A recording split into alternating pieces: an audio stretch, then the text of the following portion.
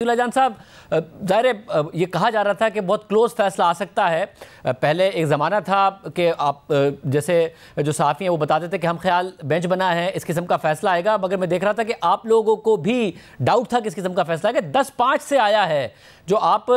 करते रहे cover supreme court को मुख्तलिफ चीफ जस्टिस के दौर में, किस तरह देख रहे हैं आप? देखिए, ये बहुत ही खुशगवार फ़ैसला है और पार्लियामेंट की बालादस्ती के हवाले से मैं समझता हूँ सुप्रीम कोर्ट की तरफ से तारीख़ में पहली बार इतना वाज़े एक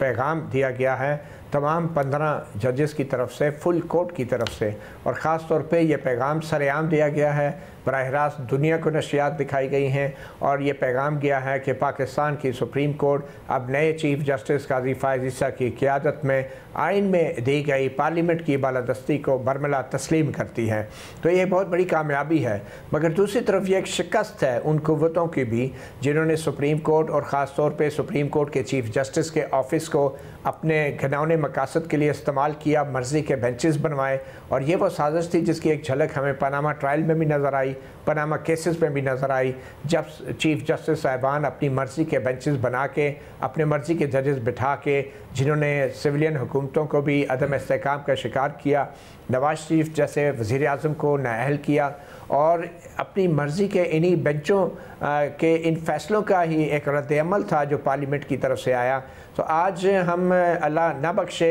जनरल बाजवा, जनरल फैज़ को कि उनकी जो साजिशें, जो घिनौनी साजिशें माजी की सुप्रीम कोर्ट और माजी के चीफ जस्टिस साहिबान के साथ मिल के उन्होंने की थी, आज उसका इंतकाम भी पार्लियामेंट ने ले लिया है। बल्कि सुप्रीम कोर्ट की नई क़ियादत ने यह भी वाज़े कर दिया है कि बाजी में जितने भी ये फ़ैसले हुए जो चीफ जस्टिस के फ़र्द वाहिद के अख्तियार के इस्तेमाल के बाद बेंचों की तश्कील के ज़रिए हुए, वो तमाम फ़ैसले ही वो एक शक के काबिल हैं और वो तारीख़ में जो है वो अच्छे अल्फाज में उनको याद नहीं किया जाएगा। तो ये आज का फ़ैसला सिर्फ पार्लियामेंट की बालादस्ती का इकरार नहीं है, बल्कि पिछले 8-10 साल में जो कुछ सुप्रीम कोर्ट और चीफ जस्टिस के ऑफ़िस के ज़रिए इस मुल्क में खेल खेला जाता रहा, उस खेल में शरीक जो जितने भी मुजरमान हैं उनके लिए भी ये एक वाज़े पैगाम है कि वो सब कुछ एक गलत हरकत करते रहे। अब देखना यह है कि इस आज के फ़ैसले के बाद क्या उन लोगों का, उन जजेस का, उनका भी अदालती अमल के ज़रिए कोई एहतसाब हो सकेगा या नहीं कि जिन्होंने इस कानून के बरअक्स या इन असूलों के बरअक्स जो है एक खेल खेला। अब देखें कि यही फुल कोर्ट अगर चीफ जस्टिस बंदयाल बना लेते और तो उस वक्त भी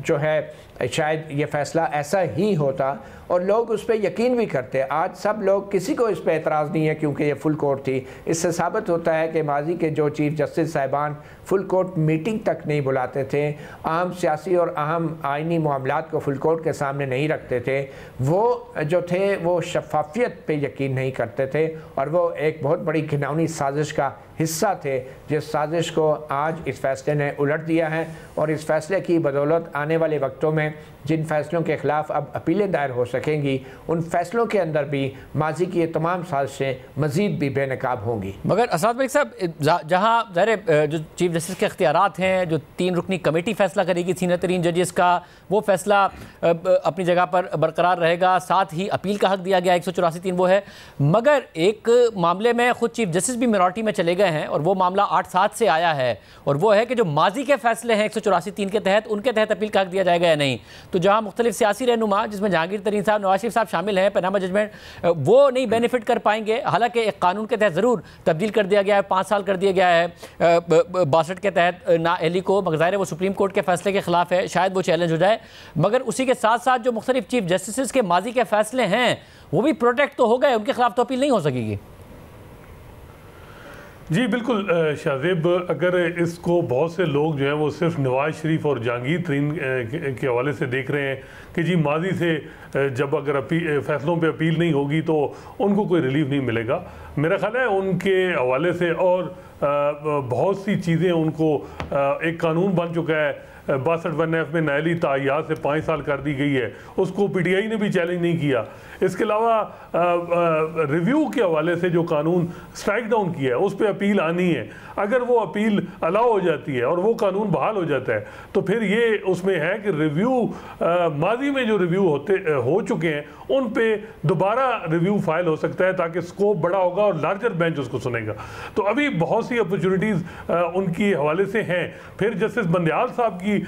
ओपिनियन है कि जी हमें तो ज़रूरत ही नहीं है रिव्यू की, हम तो कोई भी जजमेंट जो है जो फाइनल भी हो जाए उसको रिविजिट कर सकते हैं। तो ये तो चीफ जस्टिस या कमेटी अगर चाहे मेजॉरिटी में कि जी हमने ये फैसला गलत हुआ और इसको करेक्ट करना है तो वो उसको करेक्ट कर सकते हैं। जो सबसे बड़ी मेरा ख्याल है जो माजी से इतलाक ना होने की वो ये था कि जो साबिक चीफ जस्टिस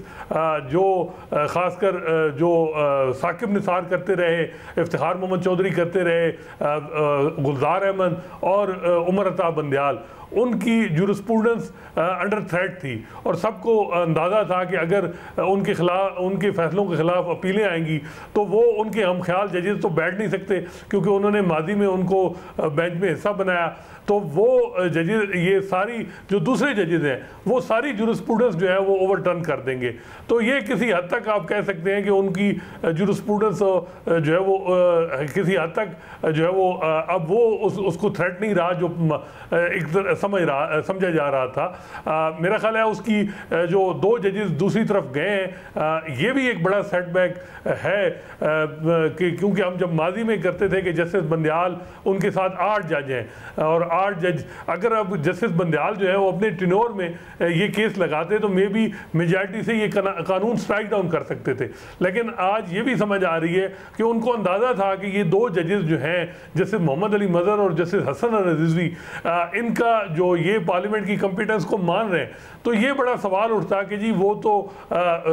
जो आपने हम ख्याल जजेस का बेंच बनाया उसमें भी आप जो है वो यूनानिमस फैसला नहीं दे सके। तो ये एक जो है वजह थी कि जिसकी वजह से उन्होंने अपना ये केस नहीं लगाया अपने टिनोर में। और ये 2 जजेस जो हैं इन्होंने एक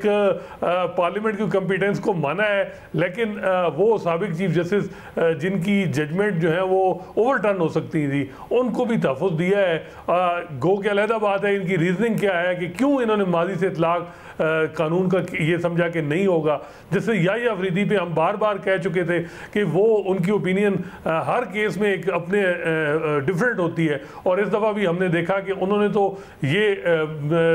डिक्लेयर किया है कि अपील का हक जो है वो सिंपल लेजिस्लेशन से नहीं दिया जा सकता। तो वो तो उनकी ओपिनियन बिल्कुल डिफरेंट रही है। मेरा ख्याल है कि अब जो है वो ये फैसला आ गया है। अब फ्यूचर में ये है कि 184(3) के जो केसेस हैं, जो सबसे बड़ा केस है वो 90 दिन के अंदर इंतखाबात का मामला है। अब उसमें देखना है कि ये जो कमेटी है ये बेंच जब बनाएगी तो कौन से कौन से जजेस में शामिल होते हैं। और मुझे मतलूब हसन साहब आप मुख्तसरन बताइएगा कि ज़ाहिर इख्तलाफात की खबरें आती रहती थी, एक दूसरे के साथ नहीं बैठते, हम ख्याल बेंचेस बनते थे, सारी बातें होती रही जैसे उमर अता बंदयाल के टाइम में कि जी बहुत तकसीम हो गई है। अब सबको साथ बिठाया फाइज़ा साहब ने, मगर नज़र आया नोक झोंक होती रही, उनके इख्तलाफात होते रहे। तो जैसे फाइज़ा साहब मजबूत हुए, उन्हें फ़ायदा हुआ इस पूरी समात का और फुल कोर्ट बनाने का और समात आवाम को दिखाने का, या नुकसान हुआ आपके ख्याल में? देखें, ये साबित कर दिया है चीफ जस्टिस फ़ायज़ ईसा ने कि जब आपकी नीयत साफ़ हो, जब आइन और कानून की बालादस्ती पे आप यकीन रखते हों, तो फिर मुश्किल से मुश्किल फ़ैसले भी बहुत आसान हो जाते हैं। तो चीफ जस्टिस फ़ायज़ ईसा ने वो काम कर दिया जो इनके पिछले 4 चीफ जस्टिस साहिबान नहीं कर सके थे। वो फुल कोर्ट खुली अदालत में लगाने तो कुजा, वो कमेटी रूम के चाय की प्याली के ऊपर भी अपने साथी जजों को फुल कोर्ट मीटिंग में भी इकट्ठे नहीं बिठा सकते थे। तो मैं समझता हूँ हमारी कोर्ट मजबूत हुई है, और आज के फुल कोर्ट के फैसले से ये एक वाज़ेह पैगाम गया है कि सुप्रीम कोर्ट में अब वो पहले वाली तकसीम और वो पहले वाले इख्तलाफात नहीं हैं जो कि दरपर्दा, जिनके बारे में हम सोशल मीडिया पे सुनते थे या मेन स्ट्रीम मीडिया पे भी खबरें आती थी। तो चीफ जस्टिस काजी फ़ायज़ ईसा के इस अमल से उन्होंने ये साबित कर दिया है कि जजों के अंदर जो भी इख्तलाफात होंगे, मगर जब बात आएगी आइन की तशरीह की, जब बात आएगी शफाफियत और इंसाफ की और निज़ाम अदल की, तो तमाम जजेस मिल बैठ के अपने इख्तलाफात के बावजूद भी किसी ऐसे फैसले पर पहुंच सकते हैं कि जिस फैसले पे कोई भी शख्स उंगली नहीं उठा सकता। और मुझे आप भी बताइएगा साहब, ज़ाहिर इख्तलाफ राय जजेस के दरमियान हो, ये तो बड़ी हेल्दी बात है, अच्छी बात है, मगर इख्तलाफात इस हद तक हो कि आपस में बात ना करते हो, वो तासुर मजबूत हुआ या आपके ख्याल में ज़ाइल हुआ और फ़ायदा ही हुआ और एक अच्छा इंप्रेशन गया जैसे फाइसा साहब का, क्योंकि उनकी भी बड़ी नोकझोंक हुई? देखें, इसमें अगर आप कहें कि इख्तलाफात बिल्कुल ख़त्म हो गए वो तो बड़ा मुश्किल है, क्योंकि नज़रियात में बड़ा सोच में बड़ा फ़र्क है। लेकिन इख्तलाफात कम हुई होंगे। मेन चीज़ है ट्रांसपेरेंसी आई है, सबको अपॉर्चुनिटी मिली है। अब अगर आप देखें तो माजी में जिस तरह जो हम ख्याल जजेस थे उनको बार बार बेंच में बिठाना, और जो जजेस जिनका अंदाज़ा था कि जी ये जो चीफ जस्टिस चाह रहे थे कि जी यही फैसला, और वो समझ रहे थे कि ये जजेस अगर इनको बिठाया तो ये मेरा खिलाफ जाएंगे, तो उनको बेंचेस में नहीं बिठाया जाता था। अगर बिठाया भी जाता था तो मिनॉरिटी में बिठाया जाता था। तो जस्टिस काजी फैसा ने जो है ये शुरुआत जो की है, मेरा ख्याल है इससे ये होगा कि अब ट्रांसपेरेंसी आएगी सुप्रीम कोर्ट में, और जो है वो किसी टाइम पे जो है वो ये अगर हम कहें कि जी इसमें बहुत से फैसले वो माजी में ओवरटर्न करें जस्टिस काजी फैसा अपने टेनोर में, फिर जस्टिस इजाज़ का दौर आ जाएगा, फिर वो ओवरटर्न करेंगे, तो मेरा ख्याल है हार्मनी की तरफ भी अब सुप्रीम कोर्ट को जाना चाहिए, और किसी हद तक चीज़ें क्योंकि ये अनएंडिंग हो जाएंगी, क्योंकि हम देख रहे हैं सुप्रीम कोर्ट में जस्टिस काजी फैसा के बाद जस्टिस इजाज़ हैं, जस्टिस इजाज़ के बाद जस्टिस मंसूर अली शाह हैं, उसके बाद फिर justice Munib Akhtar chief justice हैं। तो ये फिर अनएंडिंग सूरत हाल होगी कि आप एक दूसरे की जूरिस्प्रूडेंस को अगर ओवरटर्न करनी शुरू कर देंगे, तो अब ये है कि आगे जाया जाए और जो है वो ट्रांसपेरेंसी लाई जाए। पार्लियामेंट को अब सुप्रीम और उनकी कॉम्पिटेंस को माना गया है, तो अब पार्लियामेंट को भी चाहिए कि वो जो है वो जब कानून बनाए तो वो जो है वो 2 मिनट में जो है वो पार्लियामेंट पास ना करे, वहाँ भी डिबेट हो, बाकायदा डिबेट होनी चाहिए।